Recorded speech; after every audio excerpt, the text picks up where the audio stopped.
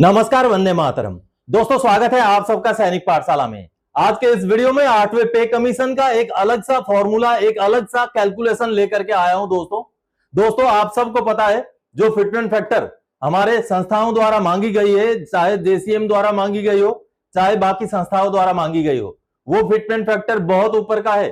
3.83 या किसी ने तो 4.38 तक की मांग की है।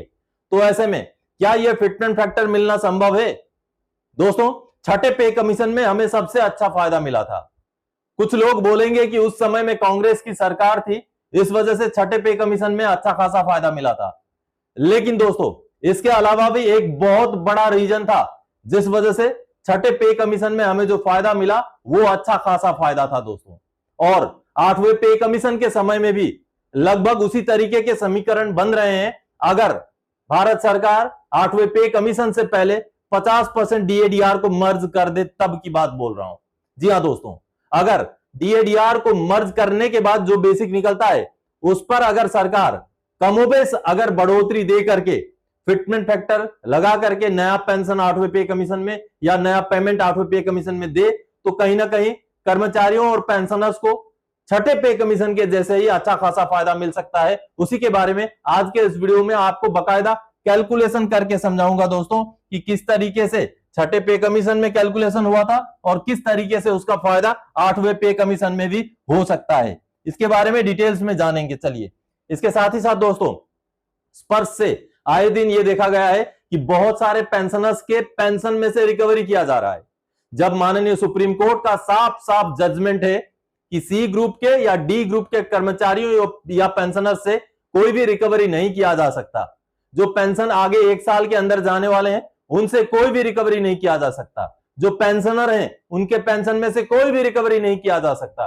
ऐसे साफ साफ माननीय सुप्रीम कोर्ट के आदेश रहने के बावजूद भी क्यों पेंशनर से रिकवरी किया जाता है, ये बहुत बड़ा सवाल है। इसको लेकर हमें सवाल खड़ा करना पड़ेगा दोस्तों, क्योंकि स्पर्श से भी हमने देखा है आए दिन बहुत सारे पेंशनर का पेंशन में से रिकवरी किया जा रहा है, जबकि जो एक्स्ट्रा भुगतान उनको किया गया उसमें पेंशनर का कोई रोल नहीं है। पेंशनर को अगर एक्स्ट्रा भुगतान दिया गया है तो वो डिपार्टमेंट की गलती है, वो पे अकाउंट ऑफिसर्स की गलती है, पीसीडीए की गलती है या सीपीपीसी की गलती है। तो ऐसे में उसका खामियाजा क्यों पेंशनर भुगते हैं, इसको लेकर भी आगे बात करेंगे दोस्तों। चलिए अब आगे बढ़ते हैं। सबसे पहले उसी विषय को लेकर बात करते हैं। स्पर्श में चल रहे अवैध वसूली के बारे में आपको पता है कब बंद होगी ये अवैध वसूली? बहुत सारे बोलेंगे ये अवैध वसूली शब्द का आपने इस्तेमाल क्यों किया? दोस्तों, ये अवैध वसूली इसलिए है क्योंकि सुप्रीम कोर्ट ने साफ साफ जजमेंट दिया हुआ है। पुराना जजमेंट है, लेकिन अभी तक भी उसको लागू करते हुए रिकवरी पर पूरा रोक नहीं लगा है। हां, किसी का रिकवरी हो जाता है और वो पेंशनर अगर कोर्ट में चले जाएं तो उनके फेवर में जजमेंट जरूर आ जाता है, एक नया जजमेंट आ जाता है। लेकिन सुप्रीम कोर्ट का जजमेंट होने के बावजूद भी कोई ऐसा रूल क्यों नहीं लागू किया गया है कि पेंशनर्स से किसी भी तरीके का रिकवरी ही ना हो, पेंशनर को दोबारा कोर्ट में जाने की जरूरत ही ना पड़े। चलिए, माननीय सुप्रीम कोर्ट ने जो जजमेंट दिया था उसमें किस तरीके से माननीय सुप्रीम कोर्ट ने साफ साफ पेंशनर का पेंशन में से या कर्मचारियों का पेमेंट में से रिकवरी ना करने का आदेश सुनाया था, उसको देखते हैं। दोस्तों, माननीय सुप्रीम कोर्ट का यही वो ऐतिहासिक जजमेंट है जो रिकवरी के खिलाफ है। जी हां, किसी भी सी या डी ग्रेड के कर्मचारी या और भी कुछ कर्मचारी या पेंशनर्स का रिकवरी नहीं हो सकता है। यह माननीय सुप्रीम कोर्ट ने जो आदेश सुनाया था, 2012 का केस था जिसमें आदेश 2014 में आया था। State of Punjab and others versus Rafiq Masih का यह केस था, जिस पर माननीय सुप्रीम कोर्ट ने कई सारे सिविल अपील को रेफरेंस देते हुए ये देखिए ये जजमेंट सुनाया था, जो एक ऐतिहासिक जजमेंट था। बहुत सारे केसेस को इसमें रेफर किया गया था और डिस्पोज ऑफ किया गया था, और रिकवरी के संदर्भ में इस जजमेंट के जरिए एक इतिहास की रचना कर दी गई थी। जी हां, और इतिहास इस तरीके से थी कि किसी भी पेंशनर या कर्मचारी से रिकवरी इलीगल है, यह माननीय सुप्रीम कोर्ट ने बताया था। इस जजमेंट का कॉपी अगर आपको चाहिए तो आप मुझे मैसेज कीजिएगा, मैं आपको भेज दूंगा। यह एक ऐतिहासिक जजमेंट है दोस्तों, जिसका हमेशा आपके साथ इसका कॉपी होना चाहिए। अब देखिए, चलिए मैं आपको समझा देता हूं। माननीय कोर्ट ने कुल 5 ऐसे मुद्दे रखे थे, 5 ऐसे पॉइंट्स बताए थे किनके हिस्सा मतलब खिलाफ रिकवरी नहीं हो सकता। वो देखिए, recovery from employees belonging to class 3 and class 4 service और group C and D services, यानी कि जो भी एम्प्लॉय या तो पेंशनर सी ग्रुप के या डी ग्रुप के हैं, उनके साथ तो रिकवरी हो ही नहीं सकता। उनके पेमेंट या पेंशन में से रिकवरी बिल्कुल किसी भी कंडीशन में नहीं हो सकता। अगला पॉइंट था रिकवरी फ्रॉम रिटायर्ड एम्प्लॉयज और employees who are due to retire within 1 year of the order of recovery. यानी कि कोई भी कर्मचारी या कोई भी एम्प्लॉय किसी भी ग्रुप का हो, वो 1 साल है उनको रिटायरमेंट को, या तो फिर रिटायर हो चुके हैं, उनसे भी रिकवरी नहीं हो सकता। आप मेरी बात से सहमत हैं तो आप वीडियो में कमेंट करें, वीडियो को शेयर करें दोस्तों, क्योंकि माननीय सुप्रीम कोर्ट का इतना बड़ा इतना पुराना जजमेंट होते हुए भी आज के डेट में भी अगर स्पर्श से भी रिकवरी हो रहा है तो कहीं ना कहीं वो अवैध वसूली ही कहलाएगा। इसीलिए मैंने इस शब्द का इस्तेमाल किया है। तो आप क्या समझते हैं कमेंट जरूर कीजिएगा। चलिए अब आगे बढ़ते दोस्तों। अब डीए 74% था, तब सबसे बेस्ट पे कमीशन मिला। जी हां दोस्तों, छठे पे कमीशन की मैं बात कर रहा हूं यहां पर एग्जाम्पल के साथ। आपको आगे 8वां पे कमीशन का भी समझाऊंगा कि कैसे उसी तरीके का लगभग कैलकुलेशन बैठ रहा है, क्योंकि छठे पे कमीशन से पहले भी जो डीएडीआर का आंकड़ा पहुंचा था वो बहुत ऊपर तक नहीं पहुंचा था दोस्तों। दिसंबर 2005 तक डीए का आंकड़ा 71% था और इसी 71% के हिसाब से ही छठा पे कमीशन का कैलकुलेशन हुआ था। लेकिन इसमें अलग बात यह थी कि 50% डीए को पहले मर्ज कर दिया गया था। जी हां, आगे बताऊंगा उसके बारे में। अब डीए 60% है। क्या रिपीट होगा बेस्ट पे कमीशन? आज के डेट में डीए 60% है, उस समय में डीए 71% था। तो क्या समीकरण वैसे ही बन रहे हैं? लेकिन छठे पे कमीशन में जिस तरीके का फायदा मिला था उस तरीके का फायदा 8वां पे कमीशन में लेना है तो डीए को पहले मर्ज कराना पड़ेगा। यह हमारे संस्थाएं भी जानती हैं, इसलिए बहुत सारी संस्थाओं ने इस बात की मांग की है कि पे कमीशन को लागू करने से पहले बेशक डीए मर्ज का पेमेंट या पेंशन में फायदा ना दे, लेकिन 8वें पे कमीशन को कैलकुलेट करने के लिए पहले डीए को मर्ज करे, फिर 8वां पे कमीशन को लागू करे। इससे क्या फायदा होगा आगे मैं समझाऊंगा आपको, यह बेहद अहम है। इसी तरीके से छठे और 8वें पे कमीशन की क्या है समानता। चलिए समानता समझाने से पहले मैं आपको समझा देता हूं कि छठे पे कमीशन में किस तरीके से रिवीजन किया गया था। छठे पे कमीशन में दोस्तों फिटमेंट फैक्टर बहुत ज्यादा नहीं बना था, फिर भी अच्छा खासा फायदा मिला था। आप सबको याद होगा, आप सर्विस में रहे होंगे, मैं भी उस टाइम में सर्विस में था, तो आप सर्विस में रहे होंगे या तो फिर आप पेंशनर भी रहे होंगे। छठा पे कमीशन में अच्छा खासा फायदा इसलिए मिला था कि छठा पे कमीशन से कुछ महज 1-2 साल पहले ही डीए मर्ज हो चुका था और इस वजह से फायदा मिला था, जो आगे आपको बोर्ड में समझाता हूं। चलिए मान लीजिए छठे पे कमीशन से पहले किसी का पेमेंट या पेंशन 4,000 रुपए था, अब डीए को मर्ज कर दिया गया था। जी हां, आपको अगर पता ना हो तो ये सामने लेटर देखिए, 1 मार्च 2004 का लेटर है। अब इसी लेटर के जरिए वित्त मंत्रालय ने यह आदेश निकाला था कि पे कमीशन लागू होने से पहले ही 50% डीए को मर्ज कर दिया जाए। पे कमीशन तो छठा पे कमीशन तो देरी से लागू हुआ था, लेकिन इस आदेश के जरिए अप्रैल 2004 से डीए को मर्ज कर दिया गया था दोस्तों। और उस समय में डीए का परसेंटेज 41% था, यानी कि अप्रैल 2004 में डीए का परसेंटेज 41% था।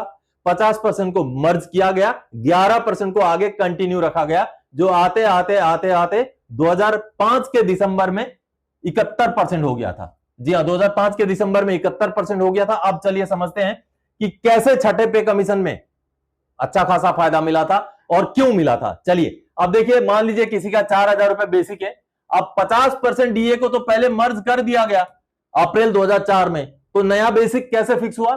2,000 हो जाता है। 50% 4,000 का 50% 2,000 और 2,000 और 4,000 को जैसे जोड़ते हैं नया बेसिक डीए मर्ज होने के बाद 6,000 रुपए बन गया। ठीक है, अब चलिए फिटमेंट फैक्टर का हिसाब किताब लगाते हैं। अब चूंकि 50% डीए को मर्ज कर दिया गया तो बचा हुआ डीए कितना होता है? 21% होता है, क्योंकि दिसंबर 2005 तक 71% डीए पहुंच गया था। पहले ही अप्रैल में मर्ज कर दिया गया था और 21% डीए उस समय में भुगतान हो रहा था।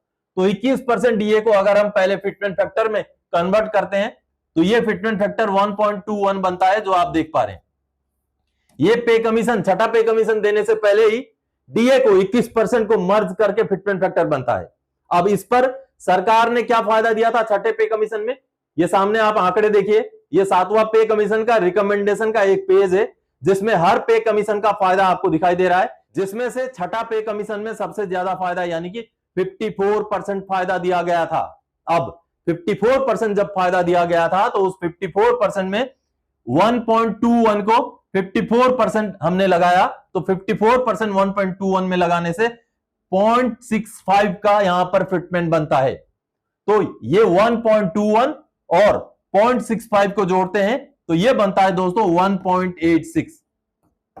तो 1.86 का ही महज फिटमेंट फैक्टर मिला था छठे पे कमीशन में, लेकिन पेमेंट पेंशन बढ़ करके बहुत अच्छा खासा अमाउंट में पहुंच गया था। और वो अमाउंट कितना बनता है, क्योंकि अब ये जो 1.86 का फिटमेंट लगेगा वो किस पे लगेगा, वो लगेगा 6000 पे, क्योंकि बेसिक मर्ज होकर के डीए बेसिक में मर्ज होकर के बेसिक बढ़ चुका है। अब 6000 पे जैसे लगेगा ये कितना बनेगा दोस्तों, 11160 बन जाएगा।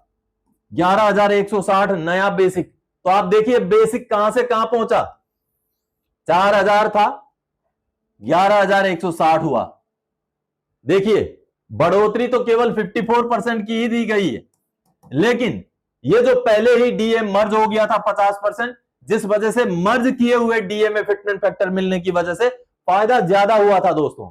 इसलिए छठा पे कमीशन जाकर के 2008 के अक्टूबर नवंबर में भुगतान हुआ था। तब तक डीए भी बढ़ चुका था, लगभग 2.5-3 साल हो चुके थे, तो डीए भी बढ़ चुका था। इसलिए ये 11160 भी 2-3 इंक्रीमेंट भी लग चुके थे, तो लगभग ये 14 से 15,000 रुपए जो है 14,000 ही मान लीजिए।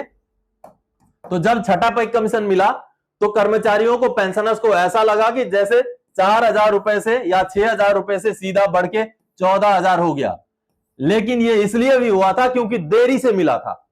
तो समझ गए होंगे आप छठा पे कमीशन का हिसाब किताब दोस्तों। छठा पे कमीशन में डीए मर्ज पहले ही हो जाने की वजह से फायदा अच्छा खासा मिला था। अब चलिए इसी कैलकुलेशन को हम 8वें पे कमीशन के संदर्भ में समझते हैं। दोस्तों 8वां पे कमीशन के संदर्भ में समझने से पहले हमारा करंट बेसिक लेना पड़ेगा। हम लेते हैं 22,476 रुपए। एक ऐसे सिपाही का बेसिक है जिनको एमएससीपी हवलदार मिला हुआ है 17 साल सर्विस है, या ऐसे नायक का बेसिक है जिनको एसीपी हवलदार एमएससीपी हवलदार मिला हुआ है जिनकी सर्विस 17 साल है, यानी कि 17 साल के लेंथ ऑफ सर्विस के हवलदार का ये बेसिक है ओआरओपी 3 का। ठीक है, ओआरओपी 3 का। अब अगर हम आगे, मैं आपको आखिर में चार्ट भी दिखाऊंगा, सभी रैंक का चार्ट दिखाऊंगा कि आपका कितना पेंशन बनेगा और फिटमेंट फैक्टर कैसे बनेगा। बहुत कम फिटमेंट फैक्टर बनेगा, लेकिन बावजूद इसके फायदा अच्छा खासा होगा, यह भी समझना पड़ेगा। चलिए अब 22,476 है बेसिक एक सिपाही का, 17 साल लेंथ ऑफ सर्विस वाले सिपाही का जिनका एमएससीपी हवलदार मिला हुआ है। अब इसमें कितना 50% हम अगर मर्ज कर देते हैं, 50% जो कि जनवरी 2024 में ही हो चुका था। अब 50% को अगर हम मर्ज कर दें तो 11,238 रुपए बनता है। ठीक है, अब ये 22,476 और 11,238 हो जाएगा, जुड़ जाएगा तो 33,714। ठीक है, 33,714 हमारा बन गया 50% डीए मर्ज करने के बाद। ठीक है, अब आइए फिटमेंट फैक्टर पर, क्योंकि डीए तो 50% मर्ज हो गया है, अब हमारा 60% डीए है, इसमें माइनस 50% तो मर्ज हो गया ना, तो रह गया कितना, 10% रह जाता है। जी हां, 10% रह जाता है। अब इस 10% को हम फिटमेंट फैक्टर में बदलते हैं तो 1.1 का फिटमेंट फैक्टर निकलता है। अब चलिए, वैसे तो अब की बार जो मांग की गई है कर्मचारियों द्वारा, संस्थाओं द्वारा, जेसीएम द्वारा, वो लगभग 200-300 से भी ऊपर परसेंटेज की बढ़ोतरी की मांग की गई है, लेकिन हम मान के चलते हैं छठे पे कमीशन के हिसाब से ही बढ़ोतरी। चलिए हम अगर छठे पे कमीशन का 54% का बढ़ोतरी लेते हैं, 54% का बढ़ोतरी लेते हैं, तो ये कैलकुलेशन कहां पहुंचेगा, 1.1 फिटमेंट फैक्टर डीए मर्ज करके मिला। अब हम क्या करते हैं, इसको करते हैं हिसाब किताब, 1.1 डिवाइडेड बाय 100 इंटू 54%। अब ये कितना बनेगा दोस्तों, इसको अगर आप हिसाब किताब करेंगे तो ये जाकर के बनेगा 0.59। ये देखिए 0.59 और 1.1 ऑलरेडी डीए को मर्ज करके मिला है। 1.1 प्लस 0.59 तो 1.69। देख लीजिए फिटमेंट फैक्टर 1.69 ही निकल रहा है, लेकिन हमें फायदा इसमें और ज्यादा होगा। कैसे होगा, क्योंकि हमारा फिटमेंट फैक्टर इस पे नहीं लगेगा, 22,476 पे नहीं लगेगा। हमारा फिटमेंट फैक्टर लगेगा डीए को मर्ज करने के बाद जो नया बेसिक बना है उस पर लगेगा। बेशक सरकार डीए मर्ज का 50% का बढ़ोतरी का जो भी फायदा है वो ना दे, लेकिन केवल और केवल 8वां पे कमीशन में अगर फिटमेंट फैक्टर को कैलकुलेशन करने के लिए, 8वां पे कमीशन का रिवीजन के लिए अगर डीए को मर्ज करे, तब भी हमारा ये 33,714 पे लगेगा। हमारा 33,714 पे लगेगा हमारा फिटमेंट फैक्टर। तो ये हो जाएगा 1.69 फिटमेंट फैक्टर इंटू 33,714। तो ये नया कितना बनेगा दोस्तों? नया बनेगा 56,977। यानी कि देखिए अभी बढ़ोतरी हमने 54% ही लिया, फिटमेंट फैक्टर हमने 1.69 निकाला, लेकिन हमारा पेंशन कहां पहुंचा? 22,476 से बढ़ करके 56,977। तो कहीं ना कहीं जो डीएडीआर मर्ज की जो मांग की जा रही है वो किस लिए अहम है, आप इस कैलकुलेशन को देख करके समझ गए होंगे दोस्तों। इसीलिए बेशक पिछला फायदा ना दिया जाए, डीए को मर्ज करके 50% को मर्ज करके जो भी 2024 से लेके अब तक अगर फायदा मिलता तो उसको भी बेशक ना भी दिया जाए, फिर भी 8वें पे कमीशन में रिवीजन को कैलकुलेट करने के लिए 50% डीए को पहले मर्ज किया जाए इस तरीके से, उसके आगे फिर फिटमेंट फैक्टर ऐसे दिया जाए।